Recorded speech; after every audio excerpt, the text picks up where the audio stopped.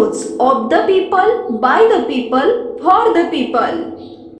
राज्यात होणार 15,000 शिक्षकांची भरती। शासन निर्णयानुसार शालेय शिक्षण विभागातर्फे खासगी अनुदानित व जिल्हा परिषदेच्या शाळांमधील एकूण रिक्त पदांपैकी 80% शिक्षकांची दुसऱ्या टप्प्यातील पद भरती 30 जून पूर्वी केली जाणार आहे। त्या दृष्टीने शालेय शिक्षण विभागाने जवळपास 14 ते 15,000 शिक्षकांच्या भरतीसाठी परवानगी मागितली असून तसा प्रस्ताव सरकारकडे पाठवण्यात आलाय। तत्कालीन शिक्षण मंत्री दीपक केसरकर यांनी 30,000 शिक्षकांच्या भरतीची घोषणा केली होती, पण त्यातील 23,000 शिक्षकांचीच भरती झाली।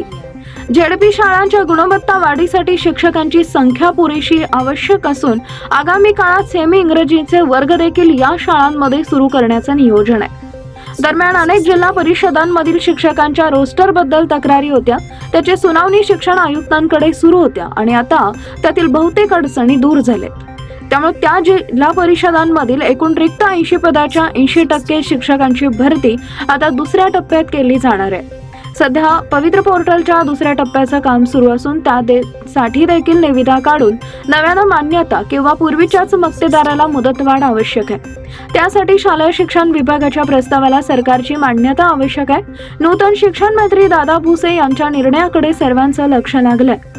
खासगीतील भरतीवेळी शिक्षणाचा असेल प्रतिनिधी।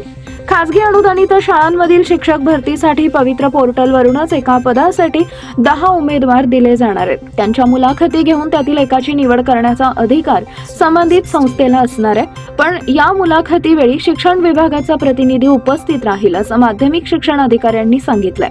त्यामुळे खासगी संस्थांमधील शिक्षक भरतीतील मनमानी किंवा वशिलाबाजीला लगाम बसणार आहे। कंत्राटी शिक्षक भरतीवर प्रश्नचिन्ह। राज्यातील जिल्हा परिषदेच्या 15,000हून अधिक शाळांची पट संख्या 1 ते 20 पर्यंत असून त्यातील 5,000 शाळांची पट संख्या 10 पेक्षाही कमी आहे। त्या शाळांमध्ये डीएड बीएड धारक तरुणांना कंत्राटी तत्वावर घेण्यासंबंधीचा शासन निर्णय तत्कालीन सरकारनं घेतलेला आहे, पण आता हा निर्णय रद्द होण्याची शक्यता असल्याचं शालेय शिक्षण विभागातील वरिष्ठ अधिकाऱ्यांनी माध्यमांशी बोलताना सांगितलंय। रत्नागिरी जिल्हा परिषदेशिवाय अन्य कोणत्याही जिल्हा परिषदांमध्ये कंत्राटी शिक्षक भरती झालेली नाही असंही त्यांनी सांगितलंय।